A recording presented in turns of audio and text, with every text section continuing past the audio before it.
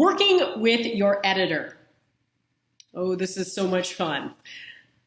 If your manuscript gets approved to be considered for publishing, the next step is to be partnered with a Strive Community Publisher editor. Okay, get excited. You've been approved. Now you're going to work with an editor. The purpose of this partnership is it really gives you the opportunity, and this collaboration breathes life into your story, supports you in taking your story, which got to here, and really getting it over the finish line. Okay. You've worked hard to craft your story. Our editors will be able to support you in making it something that you can really be proud of, and that's really marketable. So learn the process in terms of what you can expect out of working with a professional Strive editor.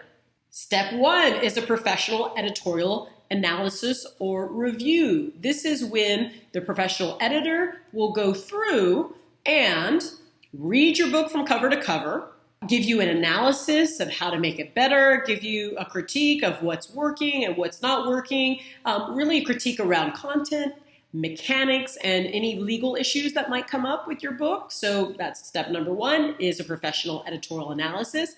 Step number 2 is a professional copy edit. To begin the copy editing process, the author will provide the final manuscript, of course, and the author must be finished with the writing portion of the manuscript. The editor ensures proper word usage, verb tense, consistent tone. The editor looks for areas that are inconsistent in terms of tone, in terms of choppiness or redundancy, making sure that your book flows, clear transitions between ideas and thoughts.